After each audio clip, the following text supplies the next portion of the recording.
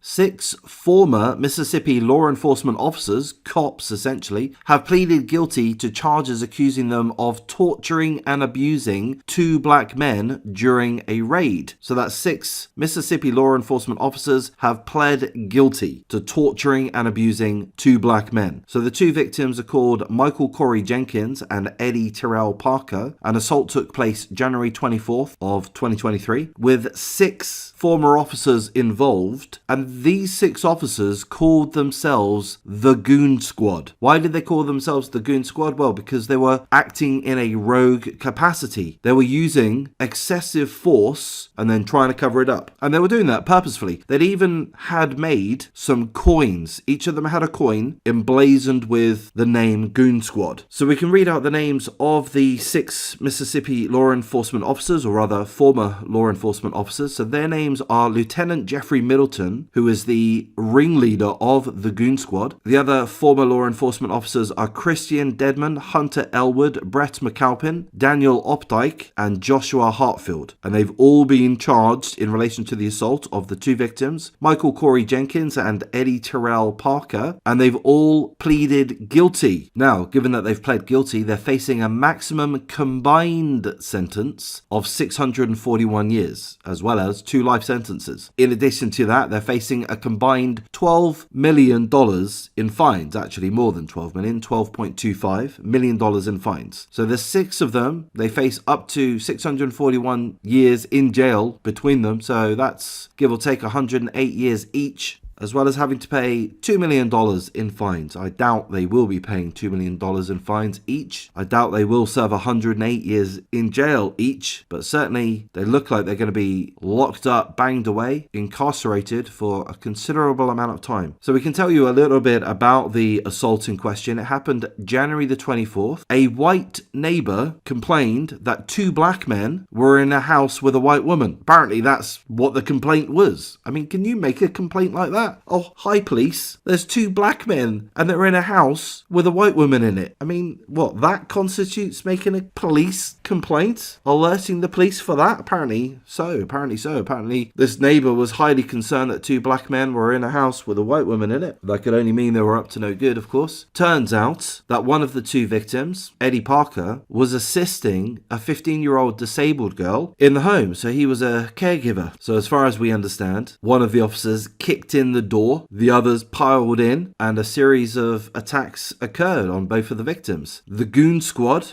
again, this squad of 6 rogue former police officers, former law enforcement officers from Mississippi, brought with them a number of tools, a number of utensils, which included sex toys, firearms, stun guns, milk, eggs, alcohol, and chocolate syrup. So an array of different utensils and weapons were brought for the intention of being used to torture the 2 black men that happened to be in a house with a white woman in it. Those victims, again, Michael Corey Jenkins and Eddie Terrell Parker. So essentially the Goon Squad were under the impression that the 2 victims were potentially performing a home invasion on the property in question. That turns out not to be the case. So they broke in the door with their array of utensils and weapons. They did this without a warrant. They asked if the 2 victims had drugs. The 2 victims said no, they don't have any drugs, officers. So one of the officers shot a bullet into the wall, demanding that they confess. So using dirty tactics, really, threatening, intimidating, to try to elicit a false confession. Apparently the torture session went on for 90 minutes. It included a litany of racial slurs against the 2 black men. The officers threatened to R one of the victims with a dildo, with a sex toy. So they brought a sex toy, a dildo. They slapped the 2 victims with the dildo and threatened to use it to R them, or at least one of them. The 2 victims were forced to strip naked and they were forced to shower. Why would they force them to shower? Well, just to get rid of any evidence. So we're told that chocolate syrup was used, eggs was used. So,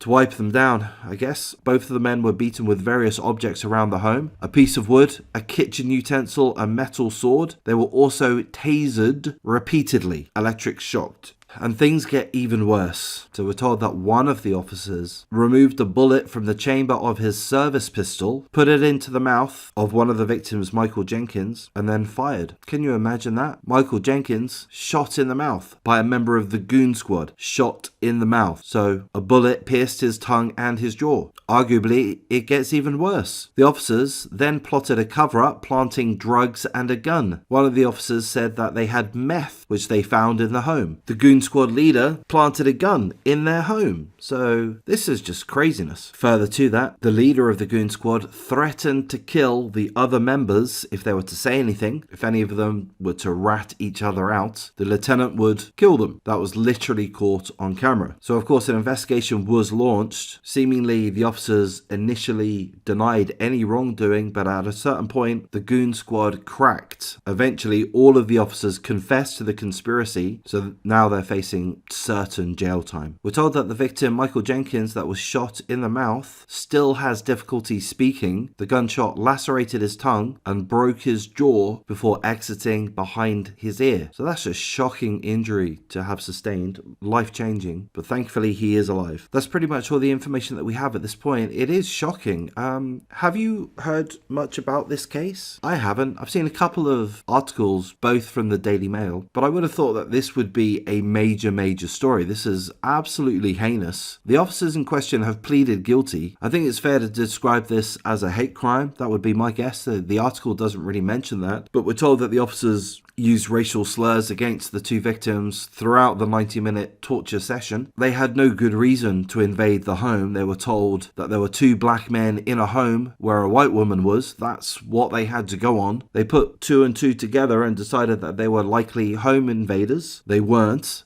One of the victims was assisting a 15-year-old disabled girl that lived in the home. He was a caregiver. So this was a completely unjustified attack and a completely heinous attack and completely pre-planned. Again, these six scumbags knew what they were doing. They had no right to be there. There was no warrant. They took a litany of utensils, a litany of weapons, a stun gun, which they used multiple times on both victims, a sex toy, a dildo, which they threatened to at least one of the victims with. They humiliated them, forced them to strip naked to have a shower to get rid of the evidence. They put a gun in the mouth of one of the victims and they pulled the effing trigger. They shot the man in the mouth. He still hasn't recovered. He has trouble speaking to this day. I am a little bit confused about the potential sentencing. One part of the article says combined up to 641 years and 2 life sentences. Another part of the article says between 5 to 15 years each. So I'm a little bit confused by that. But these guys, I would think they deserve potentially life in prison. The officer, the former officer that pulled the trigger, I would give him life for sure. The other officers certainly deserve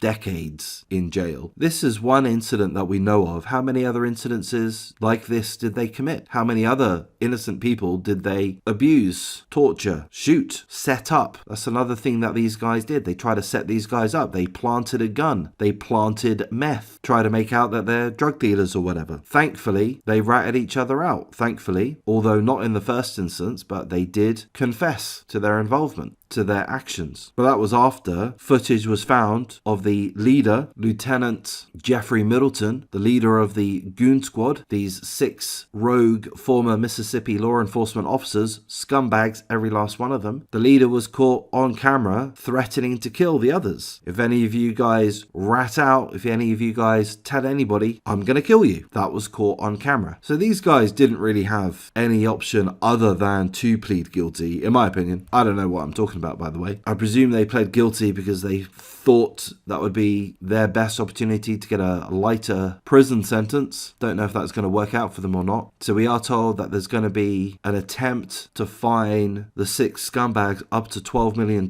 I mean, I presume that's not a realistic number. I presume these officers aren't going to be able to come up with a significant amount of money, would be my guess. But I do hope that the 2 victims do get compensated, particularly the one that is still suffering, having been shot in the mouth, through the jaw, through the tongue. It's very concerning, and I am questioning why this isn't all over the media. George Floyd shook the world. I'm not going to go into details about my opinions on the George Floyd situation, but to me, this is a much more heinous situation. Like 1,000 times more heinous. I mean, these guys have admitted their guilt. They've been caught on camera. They literally pre-planned this torture session, as well as presumably other torture sessions before, try to set up these two innocent men, shot one of them. This is reality. To me, this is a real crime with real victims. The George Floyd situation, a lot of you won't like my opinion on it. I mean, I'll hint at it, and you can unsub if you really feel the need to, but George Floyd, correct me if I'm wrong, it's been a while, but I'm quite sure he had fentanyl in his system. If I recall correctly, and perhaps I don't, he had 5 times a lethal dosage of fentanyl in his system. I don't know. I didn't pay too much attention to the whole George Floyd legal processes. I paid a little bit of attention, but I didn't feel the need to. We were told he had fentanyl in his system. I think it was a 5 times lethal dose, or higher than a normal lethal dose. We saw on camera George Floyd saying, "I can't breathe," even before he got out of the vehicle. I mean, if I was to question how he died from myself as a layman, I'd think, oh, well, maybe the 5-time lethal dosage of fentanyl had something to do with it. You know, maybe. Some of you will find that offensive for me to have an opinion that you disagree with, but there we go. But in this situation, this is something these guys have pled guilty to. We know that the victim was shot in the mouth. George Floyd, the officer, Derek Chauvin, was using his knee, arguably on George Floyd's neck, arguably on George Floyd's shoulder. But these are standard practices. We've seen before and after across the world, officers use the same tactic to apprehend those that don't comply. You know, that's what officers do. That's what they're trained to do. That's what their job is to do. It's not nice to look at. It wouldn't be pleasant to have someone's knee on your neck or your shoulder or your back or wherever, but that's how law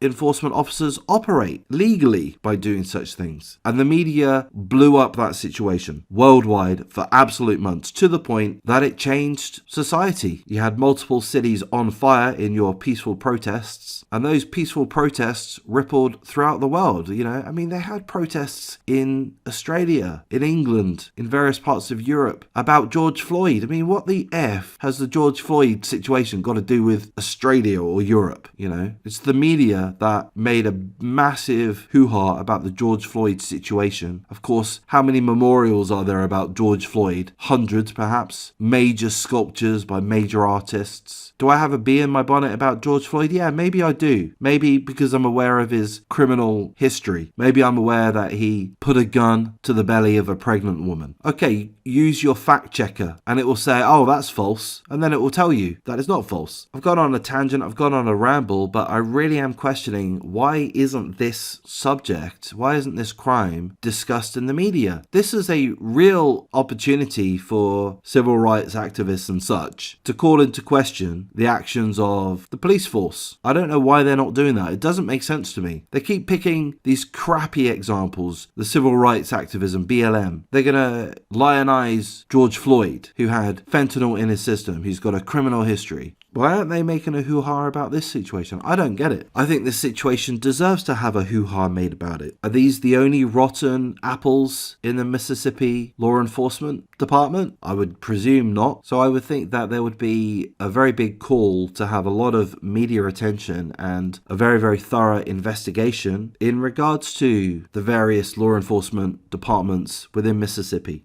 to try to identify the depths of bad practices, of corruption, of racism within the force. Are there other goon squads? Are there other rogue officers? I would think it would need to be looked into, and I would think that the media has a responsibility to draw attention to this subject more so than it has done, and it boggles my mind. I really don't get it. Why blow up the George Floyd situation? And I mean, there are other people that whose lives have been taken, and that becomes a massive media hoo-ha. Turns out that they were criminals and shooting at the police and things like this. I don't get it. Anyway, I've gone on too much of a ramble. I'm starting to be a little bit incoherent at this point, so I'll wrap things up. If you appreciate the coverage, please do like, comment, subscribe, share the video as you see fit. Take care.